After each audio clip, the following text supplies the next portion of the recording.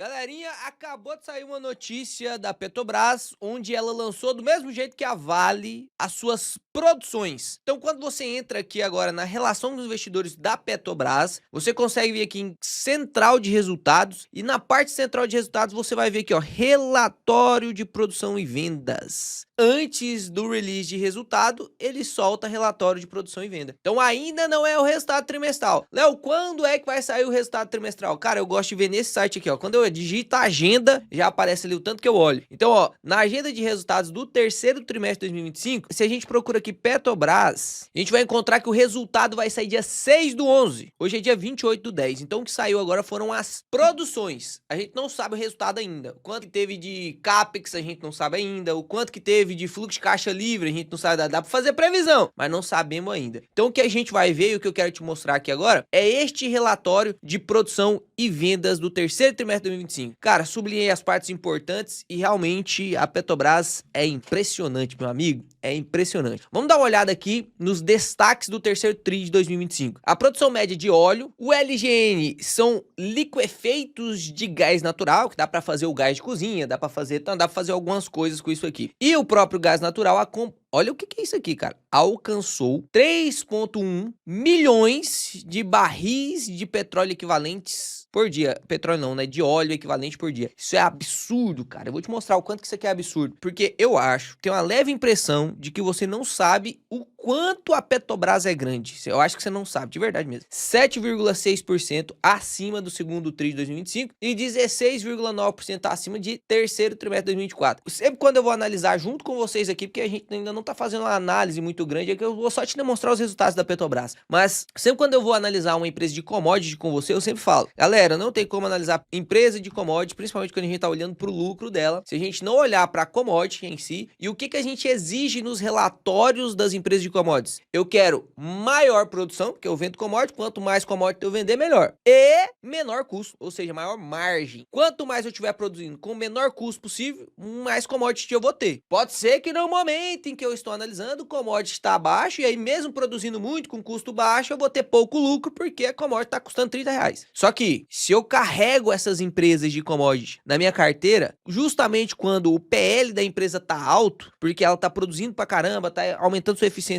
mas a commodity tá muito barata, quando o jogo vira e a commodity fica cara, aí, meu amigo, já tem um estoque grande, ela já tá conseguindo produzir com um custo muito baixo, ela passa um tempo se melhorando para quando acontecer o boom do commodity, ela conseguir vender e fazer muito lucro. E aí, talvez seja hora de sair da empresa de commodity. Mas a gente vai falar disso quando a gente vai analisando o relatório da Petrobras. Importante te dizer que no dia 6 vai sair o relatório depois do fechamento, só que no dia 6 você já tem compromisso marcado comigo, lembra? Dia 4, 5 e 6 eu vou dar as melhores aulas da sua vida de investimento, que você não imaginaria que eu daria uma aula dessa gratuita. Vai ser uma coisa de louco. A imersão tríade dos dividendos, você 3 aulas de 2 horas cada uma, e no dia 6 vai ser a nossa última aula da imersão, e você vai aprender a fazer um negócio absurdo. Eu não sei se dá pra me falar aqui, eu não quero dar spoiler, né? Mas o conteúdo da imersão, realmente você vai falar assim, caramba.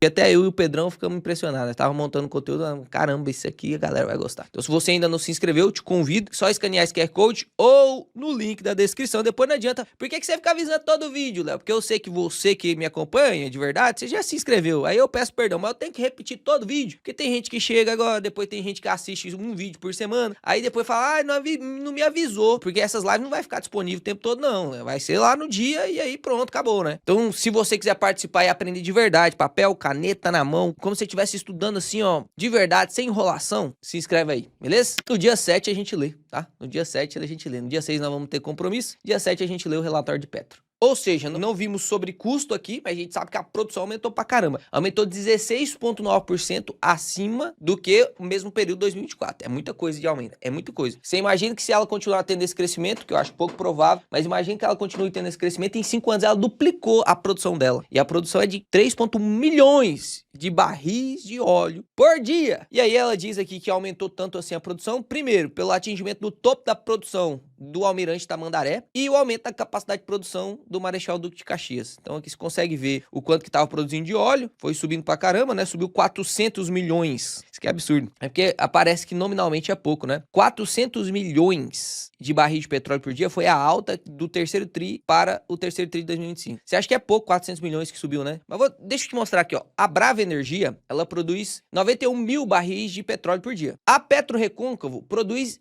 25 mil. Vou colocar até um 26 aqui. 26. Então vamos somando, ó. Vamos pegar aqui a Brava Energia, 92, vou colocar ali mais uma colherzinha de chá. 26 da PetroRecôncavo. A Prio produz agora em agosto, vou pegar a média aqui, ó, porque agora em agosto foi 71, mas a média do ano aí do terceiro tri foi 88. Mais 88 então, vou somar aqui, ó, mais 88. Somando as 3 petrolíferas brasileiras fora a Petrobras, elas produziram em média 206 mil barris de petróleo por dia. O aumento que a Petrobras teve de um ano para o outro foi de 400 mil barris de petróleo por dia. Ela produz o dobro do que todas as outras petrolíferas juntos, só no aumento que ela teve do terceiro trimestre do ano anterior para esse terceiro trimestre. Absurdo, né, cara? É doideira. Além disso, teve um menor volume de perdas por paradas, porque às vezes tem que parar a base, tem que os que se chamam de navio exploradores, às vezes tem que fazer manutenção, enfim. Então teve menos paradas para manutenção e maior eficiências operacionais. Olha isso aqui, ó, que você vai ficar impressionado. Essa base Marechal Duque de Caxias atinge uma marca de 200 mil barris de petróleo por dia. 200 mil. Lembra da soma da Brava com PetroRecôncavo com Prio, que deu 202? Pois é, só essa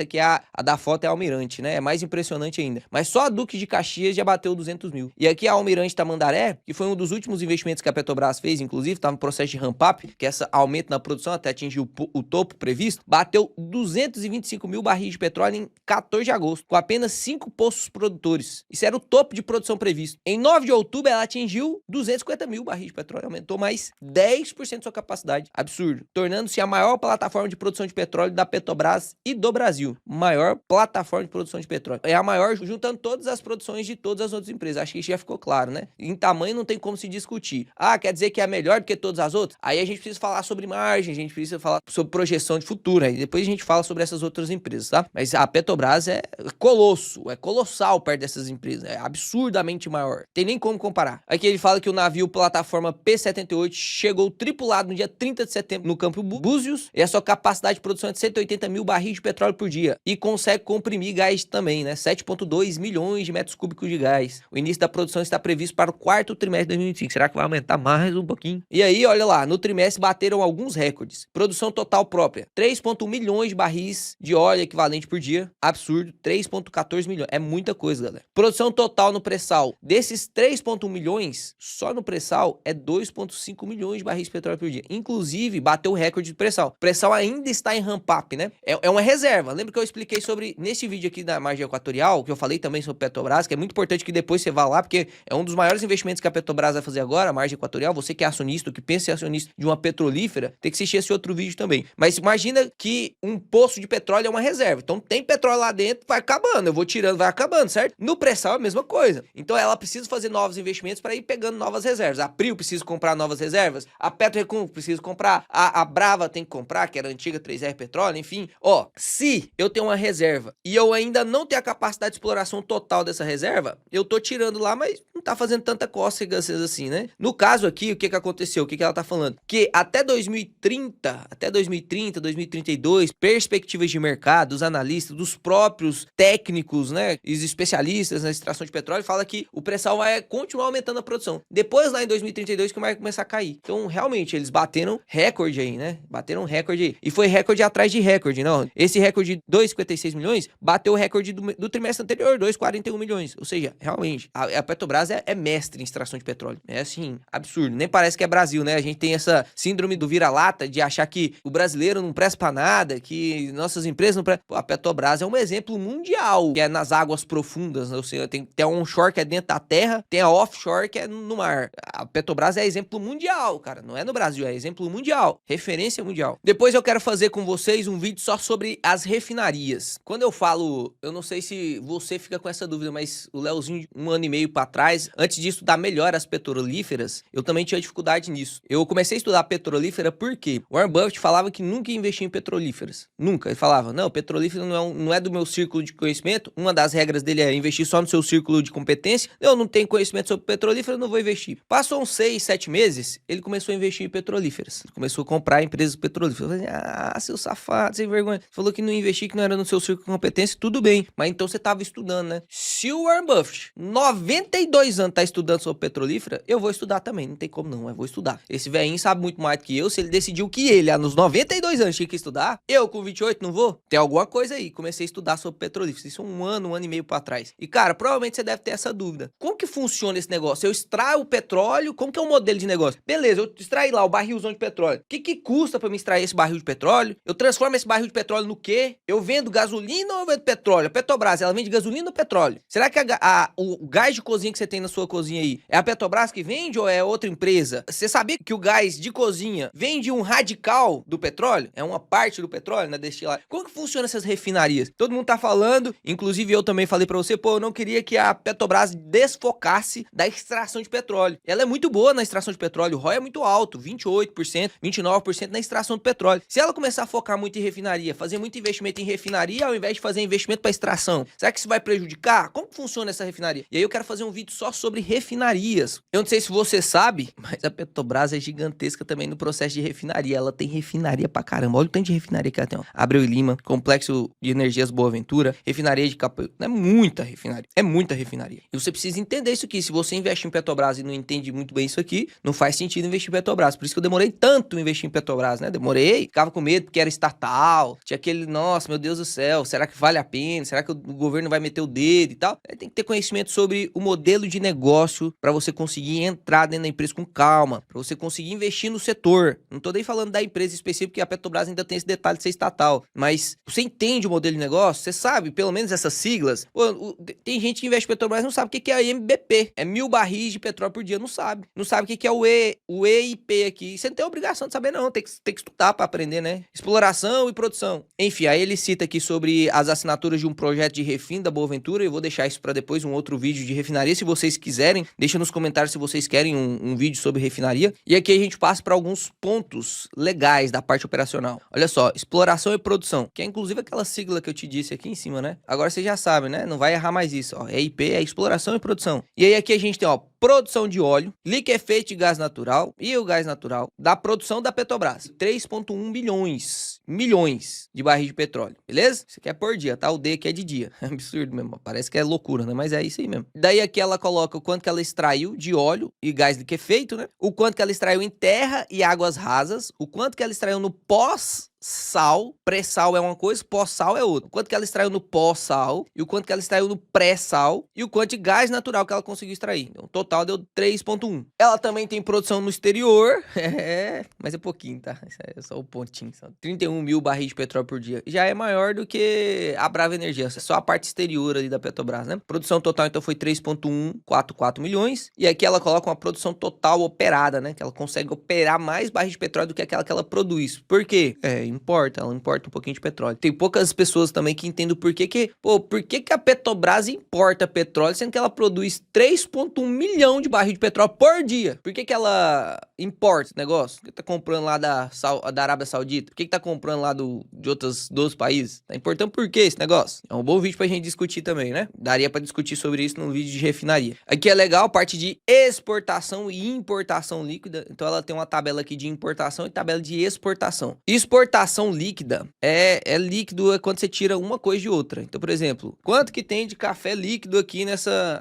outro exemplo mais legal ainda. Quando você compra um pacotinho, sei lá, um Ruffles, tem lá peso líquido, 96 gramas. Só que você pesa lá a sacola com a embalagem, tem, sei lá, 200 gramas. O peso líquido é só o que tem ali de produto que você vai consumir mesmo, tirando da embalagem, o que tem lá de, sei lá, de qualquer coisa que pese, né? A mesma coisa é que na importação e exportação líquida. Eu pego o quanto que eu exportei, eu eu tiro quanto que eu importei, deu a exportação líquida. Se eu importei 100 barris de petróleo e exportei 80, a minha exportação líquida, pô, eu exportei menos do que importei, então ficou negativo, menos 20 de exportação líquida. Se eu exportei 100 e importei 80, aí a minha exportação líquida foi de 20 barris de petróleo. Eu exportei 20 barris de petróleo a mais do que o que eu importei. Então aqui ele tá falando que ele exportou 723 mil barris de petróleo por dia a mais do que importou. A importação foi de 314 mil barris de petróleo por dia, de petróleo, diesel, gás liquefeito de petróleo e outros derivados. E a exportação foi de 1 milhão e 37 mil barris de petróleo por dia. Exportou bastante petróleo, óleo, combustível e outros derivados. Perceba, ela importa petróleo, mas ela exporta também. Por que ela só não deixou de exportar? Tem uma diferencinha entre esses dois petróleos aqui, depois a gente pode discutir sobre isso. E perceba que ela importa diesel. Por que será? Então, olha lá, exportações líquidas do terceiro tri de 2025 aumentaram 37,5% na comparação com o trimestre anterior. Exportou mais. Crescimento das exportações de petróleo foram impulsionadas pela maior produção de óleo no período. Produziu mais, exportou mais, né? E olha só quais são os países que mais compram da Petrobras. China, 53%, Europa, 15%, América Latina, 10%, Estados Unidos, 3%, no segundo trimestre era 8%, taxação, né, diminuiu um pouquinho, para 3%, e Ásia, que é tirando China, né,